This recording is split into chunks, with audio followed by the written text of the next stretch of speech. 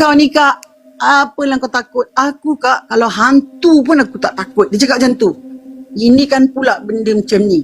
Mak bapak dia buat hal sendiri, main belah-belah macam tu, tinggalkan anak macam tu, yang dia ni hidup macam gelandangan dekat kota raya. Dia hidup macam gelandangan kat kota raya. Kalau dia nak makan, dia cuci pinggan orang tu bagi makan, bagi duit ke apa ke macam tu lah. Akak dengar cerita macam tu, dia mati dekat area gerai tu juga. Kisah-kisah seram dan misteri di bilik gelap. Okey, nama saya Niza. Asal daripada Selayang, Selangor lah. Cerita ni kira dah lama lah. Kira dalam tahun 2000 lah, awal 2000. Masa tu saya duduk dekat Batu Cave. Batu Cave tu rumah mak saya lah.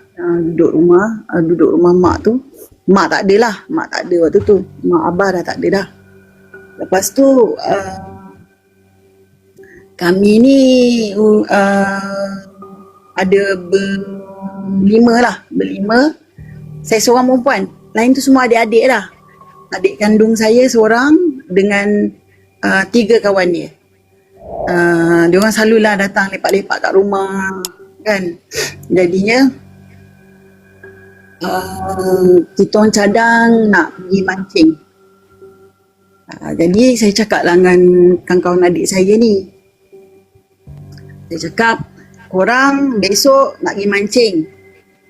Tapi sebelum pergi mancing, korang kena tolong aku nak kemas depan rumah akak ni ada store. Tolong aku kemas store sekejap. Lepas tu baru kita pergi mancing. Tepat pukul 3, korang kena ada sini. Akak cakap macam tu. Lepas tu diorang semua cakap, okey kak. Jadi esoknya akak pagi-pagi dah siapkan makanan apa semua. Akak pun store depan tu macam dah bersemak-semak sikit lah. Lepas tu ada bangku yang dibuat daripada, bukan bangku dibuat lah. Kan orang kat Pasar Borong kalau jual buah, diorang guna kotak kayu tau, isi buah dalam tu. Jadinya kotak kayu tu lah diorang ni ambil buat tempat duduk.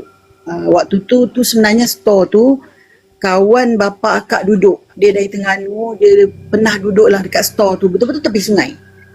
Batu Cave ni tepi sungai. Sungai Batu Cave tu dulu tau, masa akak kecil, orang-orang India kalau yang mati, dia orang bakar kat tepi sungai tu tau.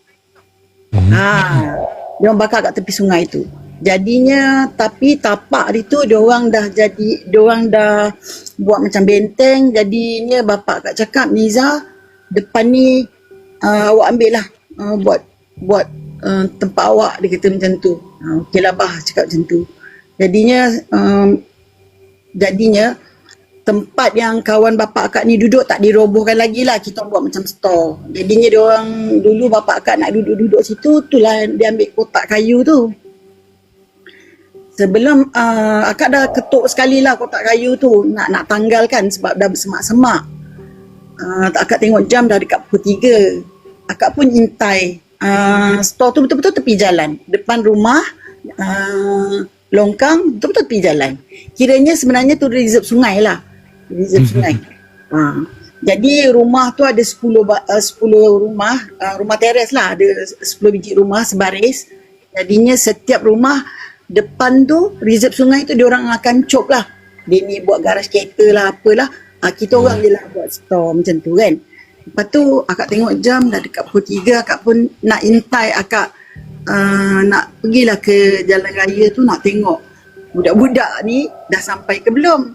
Akak tengok, nampak dia orang tengah jalan kaki lah. Anggaran daripada rumah akak ke tempat dia orang berjalan tu dalam 50 meter jugalah kan. Dia orang bertiga lah tengah berjalan. Jadi akak ni pun, Malak Ontoni ni dah sampai kat cakap dalam hati.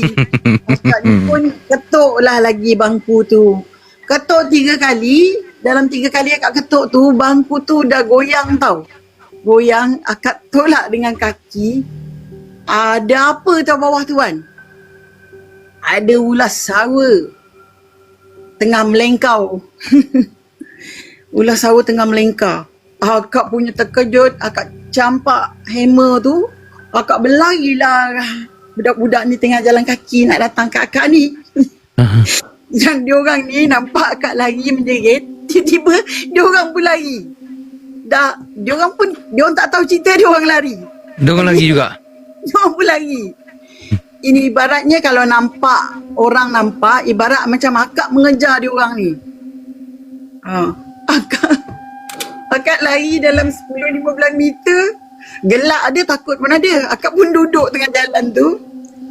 Dia orang pun berhenti. Lepas tu dia orang datang. Kenapa kak? Kau ni bengong lah. Kau lari kenapa kak cakap kan? Akak lari, aku pun lari. Dia kata kan. Kali kenapa kak? Dia kata kan. Jomlah kita pergi kat store tu. Akak tak nak cakap dulu ada ular. Kan nanti dia orang tak nak datang kan. Kita orang pun patah balik pergi kat store tu. Tengok ular tu dia betul-betul lembab. Dia jalan tergigit. Mula kan dia melengkar kan. Dia jalan pelan-pelan menuju ke sungai. Jadi akak yang sampai dulu sebab budak-budak tu kat belakang akak kan. Jadinya dia orang nampak ekor ular tu. Oh, patutlah kau lari kak.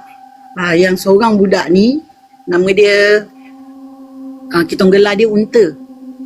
Kita gelar dia unta. Nama dia Bijan, kita gelar dia unta. Unta Binatang juga nama dia kak Ha? Nama binatang juga unta. Ya betul. Sebab dahi dia jendol macam unta. Tak maaf lah korang. Lepas tu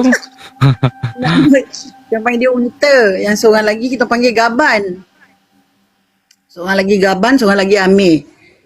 Lepas tu yang si unta ni, dia nampak ular tu, ekor ular tu je lah. Ular tu dah jalan kan. Lepas tu dia kata, kau ni kak, apalah kau takut? Aku kak, kalau hantu pun aku tak takut. Dia cakap macam tu.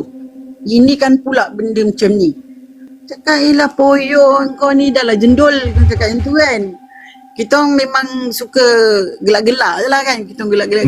bahan. Memang tu kerja kita orang lah. Hendaknya adik akak kan. Lepas tu, okey lah jom kita minum-minum dulu. Lepas tu siap-siap lah nak pergi mancing kan. Kali korek-korek cacing apa semua, pellet semua ada lah. Kita ni nak mancing kolam tau. Tapi bawa juga cacing sebab kalau ikan-ikan kecil, dia orang tak kira. Ikan kecil kita boleh bawa balik. Kalau ikan besar, dia timbang, dia bagi duit macam tu lah kan. Lepas tu Kak kata, kita tak nak lah mancing dekat-dekat. Kita nak pergi jauh sikit. Kita orang pergilah dekat mana tau. Tempat mancing tu nama dia Kolam Dikali. Dikali ni dekat Batang Kali lah. Nama dia Dikali. Lepas tu yang adik akak masuk dalam rumah, rupanya dia ambil hati ayam. Kita orang hati ayam tak makan, simpan je tau. Simpan. Jadi dia ambil hati-hati ayam tu. Sampai je dekat Dikali tu dah dalam pukul 6 lah. Kita ikut jalan lama tau. Kita ikut Ulu Yam. Kita orang tak ikut highway. Kita orang ikut Ulu Yam pergi Batang Kali tu. Lepas tu mancing. Mulalah mancing. Yang bayar kak seorang kan. Korang lain semua pandang. Cakap. Sebab aku seorang je yang bayar. Kak cakap lah macam tu kan. Saja mengena dia orang. Lepas tu Yelah kak, dia kata. Kali dia orang cuma ambil tali je. Dia ambil tali, dia baling pancing lah macam tu. Jadi dia orang tak kira lah kan. Kalau satu rod dia orang kira lah. Akak dengan adik akak je lah mancing. Dia bayar dia, akak bayar untuk akak kan. Lepas tu, kita orang dapat ikan pacu tau kan. Banyak sangat dapat. Tapi tak besar. Ikan tu dia orang kata baru 2 hari lepas. 2 hari sebelum tu dia orang lepaskan. Jadinya dalam 2 kilo lebih, 1 kilo lebih tau. Jadi semua tu boleh bawa balik. Jadi yang si gaban ni, kita dapat ikan je, dia terus masuk dekat tali tau. Jadinya dapat banyak, makin panjang tali tu. Lepas tu dia buat macam berantai, dia ambil gambar lah, macam-macam lah dia buat kan. Seronok lah, dia berangan, dia kata dia yang dapat ikan tu. Lepas tu kita kata, banyak kita dapat ikan ni kan. Lepas tu dah cukup masa, jom kita pergi timbang berapa dapat. pergi timbang dapat dekat 27 kilo, 26 kilo lah macam tu kita dapat ikan tu. Dah seronok lah kan. Dah seronok dapat ikan. Lepas tu dah sedar dah malam tau kan. Dah pukul 9 lebihnya rasanya. 9 lebih. Lepas tu jom balik, dah malam lah ni, tu cakap. Perut pun lapar kan. Lepas tu balik kita orang lalu dekat Ulu Yam tu. Dekat Ulu Yam tu macam akak cakap, ada satu lagi kolam pancing, nama dia Heritage. Memang dulu akak lepak situ. Akak ada pernah cakap tu hari kan. Lepas tu yang si Gaban ni cakap, dia kata, "Kak, jom kak, alang-alang kita singgah sini kak. Cacing aku banyak lagi," dia kata kan. Cakap, malas lah kak cakap kan. Gelap ni, malas lah masuk situ. Jom lah kejap. Dia kata, tak lama pun, kita lepak kejap je. Agak-agak setengah jam tak ada usik. Pancing kita tak usik, kita balik lah, dia cakap macam tu. Tu adik akak cakap, yelah kak, jomlah kita singgah sekejap. Kita orang pun singgah lah kat kolam mancing lagi satu. Singgah dekat situ. Orang masa tu tak ada tu kan. Tak ada orang mancing malam masa tu. Dia ada lebih kurang 10 pondok lah. 10 pondok mengelilingi kolam tu. Jadi akak ni malas pergi jauh-jauh. Akak ambil pondok nombor 1. Ambil pondok nombor 1.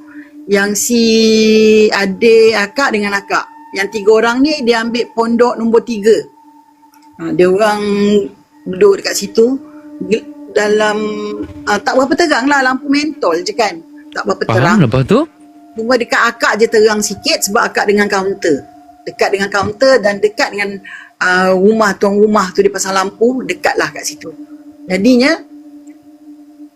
kita ni leka borak, dapatlah ikan, dapat ikan rohu pula. Pun tak besar lah ikan tu. Lepas tu wak tu kata, ambil aja, boleh bawa pulang kalau bawah 5 kilo, dia cakap macam tu. Kita pun ambil lah ikan tu dalam 2 ekor. Budak-budak tu dapat seekor, adik akak dapat seekor, akak belum dapat lagi. Tapi sebelum tu kak, korang sabar je kak korang semua kat bawah. Kita baru nak masuk kisah seram ni. Betul tak kak? Sini diseram dia start Betul. Akak cerita, nanti ada komen ke akak ni cerita pasal ikannya bila seram ni nak masuk. Sabar sekejap. Okey. Ni nak masuk ni. Okey. Lepas tu akak punya joran goyang. Akak tarik dapat ikan seekor, akak pun masukkan dalam jaring. Jadi lepas tu kita pandang depan kan. Depan akak pondok nombor 10, dia berdepan, akak nombor 1, dia nombor 10. Bermakna belakang tu 9, 8, 7. Dekat pondok nombor 7 tu, akak nampak ada benda hitam tau. Nampak benda hitam duduk tertonggok je kat situ. Tapi tadi tak ada. Lepas akak dapat ikan ketiga tu, ada orang. Lepas tu akak pun buat tak tahu. Akak baru nak duduk, tiba-tiba pondok yang nombor 3 ni, yang budak bertiga ni menjerit tau. Dia orang menjerit. Kita pun terkejut, kita berdiri lah kan. Akak pun berdiri dengan adik akak. Lepas tu dia orang berlari tau. Dia kata, Kak.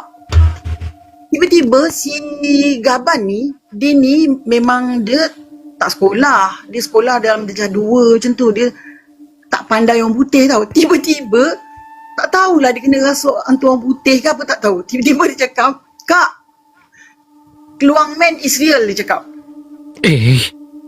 Kak, Keluang Man is real. Sambil tu dia muka memang takut. Yang 2 orang ni diam tapi mulut menganga, pandang dia ni bercakap lah. Keluang Man is real, dia cakap macam tu. Kau ni dah kenapa? Kita akak dengan adik akak gelak lah. Cakap macam tu. Adik akak kata, kau kenapa? Hantu orang putih masuk kat kau ke? Dia cakap kan. Dia kata, Keluang Man is real. Dia kata macam tu kan. Lepas tu, tiba-tiba, wak yang jaga kolam tu, dia daripada kaunter dia datang kat kita orang tau. Masa dia on the way nak datang kat kita orang, yang si Gaban ni, dia dah tak bercakap dah. Dia dah tak bercakap, mulut dia melopong, dia macam beku kat situ. Dah kenapa dia ni dah tak bercakap kan? Dia dah macam beku kat situ. Lepas tu, kita tepuk-tepuk pipi dia. Cakap, Gaban, kau ni kenapa? Dia terkencing, Wan. Dia terkencing berdiri. Dia terkencing berdiri. Kita orang, masing-masing yang berdua ni, yang lagi 2 orang ni, dia pun diam. Kalau tak, dah membahan dah orang tu kencing kan.